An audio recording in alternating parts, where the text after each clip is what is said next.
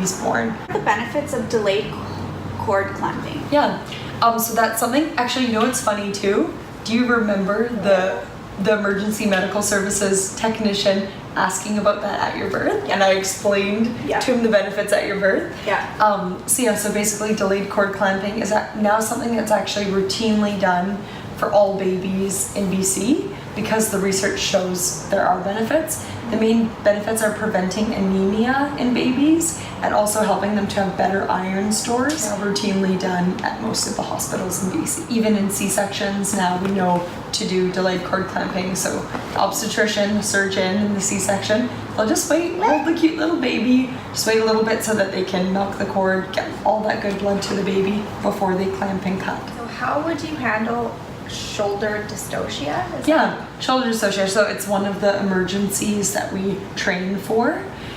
It's not something that doesn't happen very commonly. Happening is that the baby's head is born, but then the shoulders get stuck in the mom's bony pelvis. Okay. And so you need to maneuver the shoulders to move them past her pelvic bones. Okay. So there's a few different maneuvers that we do to try and help get the baby out. Basically, some of those are with the mom lying on her back, and another one that's great is the woman on her hands and knees. So once we realize a shoulder dystocia is happening, once the head comes out and the rest of the body doesn't follow, we call for help. If it happened at a home birth, we'd call 911 just to have extra help on the way. It's one of the benefits of having your second midwife there. And in a hospital birth, we'd press the emergency bell to have other people run into the room, just because that baby is also has a higher likelihood of needing help breathing after gotten out from the shoulder dystocia. And then we do our maneuvers in a sequence. Benefits of skin to skin after birth.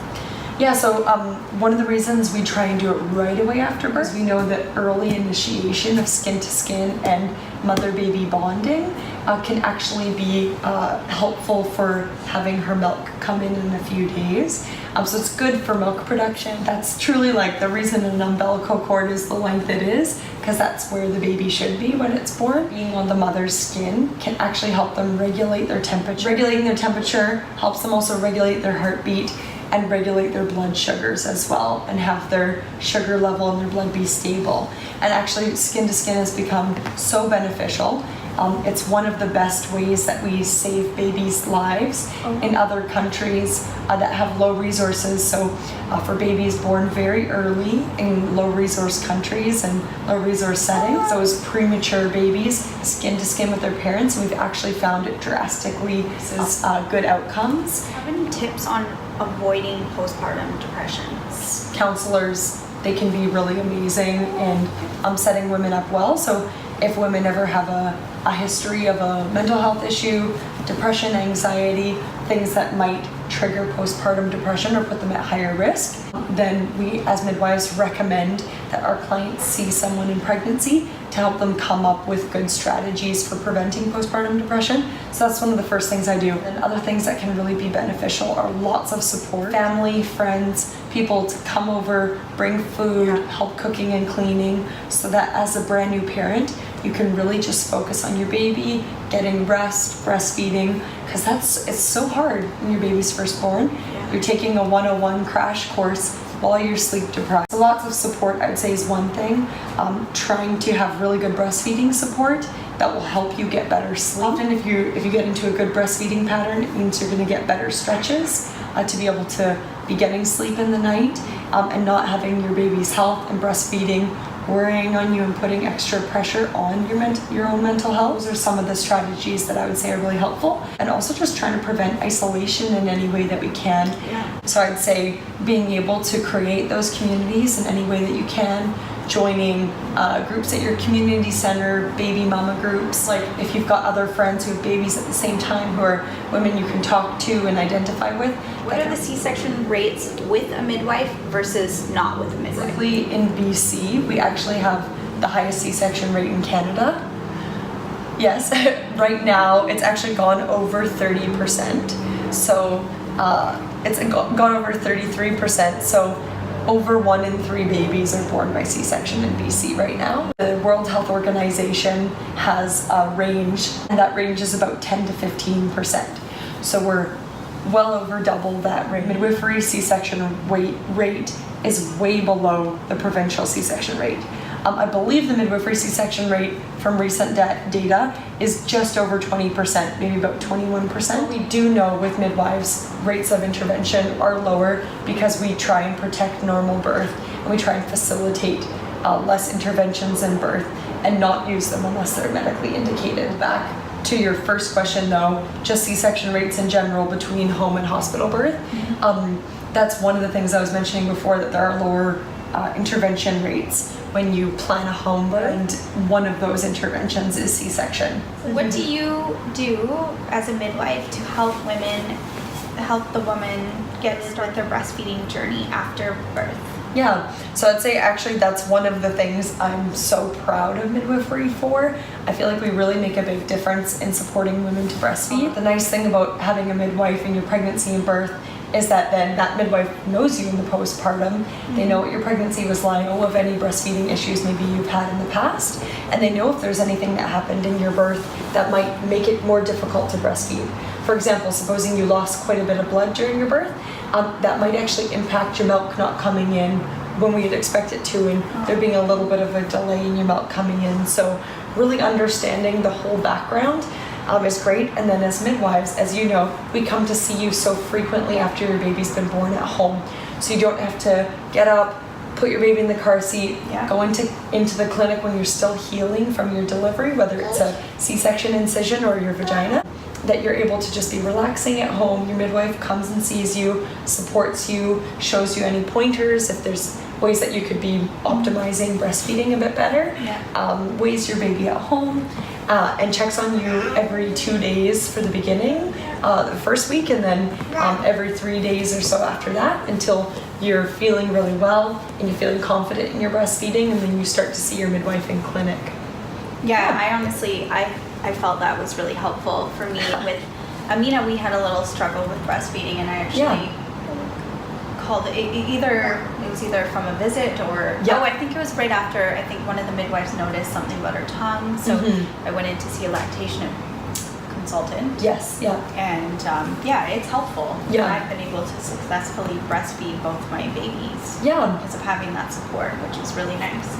It's great. And like, I think it really makes a difference to women feeling like, okay, I've got this, I can do this, the troubleshooting's working.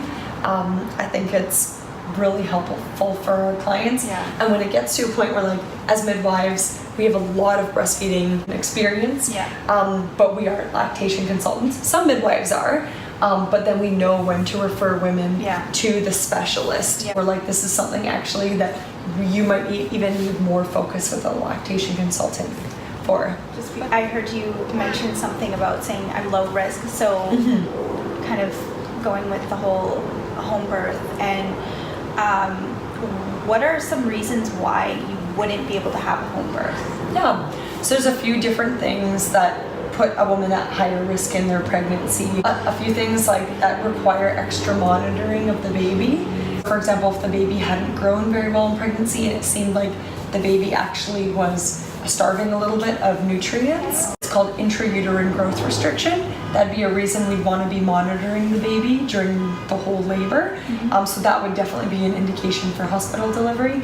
We can't monitor babies during the whole labors at home. Another indication for hospital delivery would be if you had something like twins, 2 babies.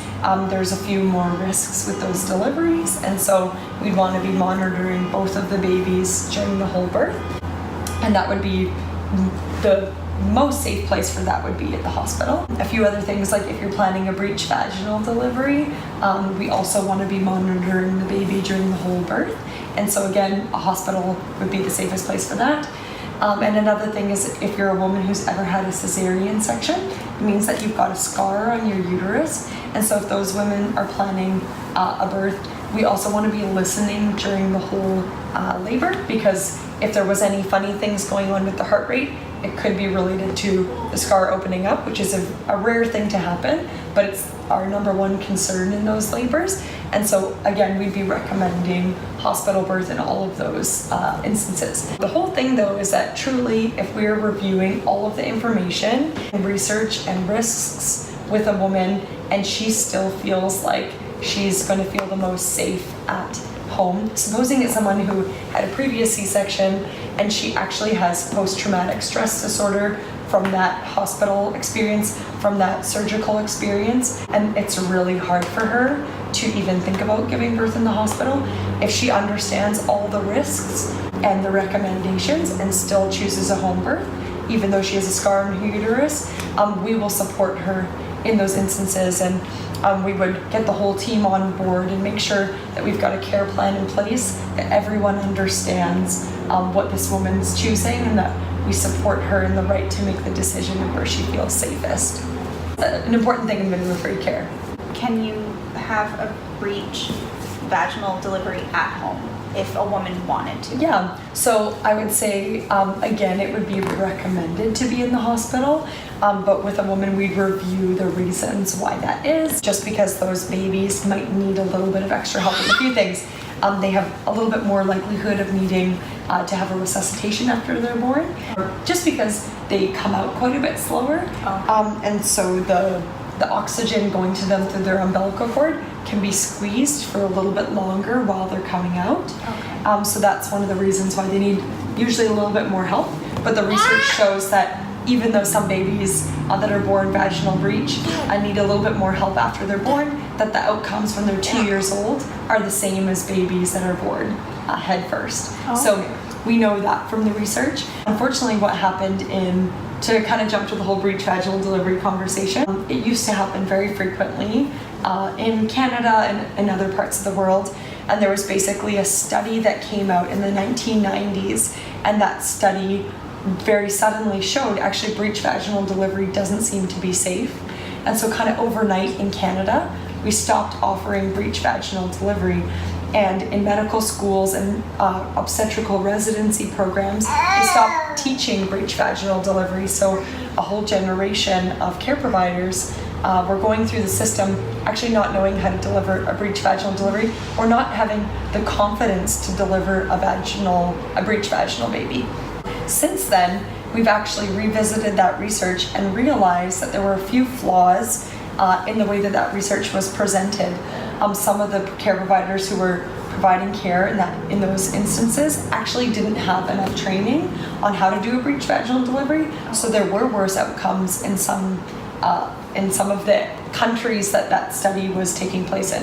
I think it was about 8 countries that they were looking at. So that was one thing.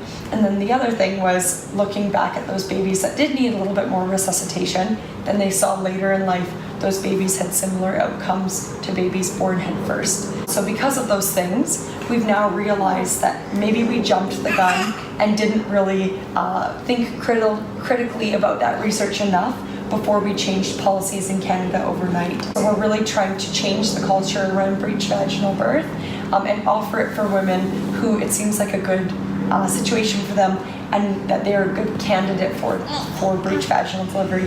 There's a few things that basically are factors that mean that your breech baby is more likely to have a successful vaginal birth than need a C-section.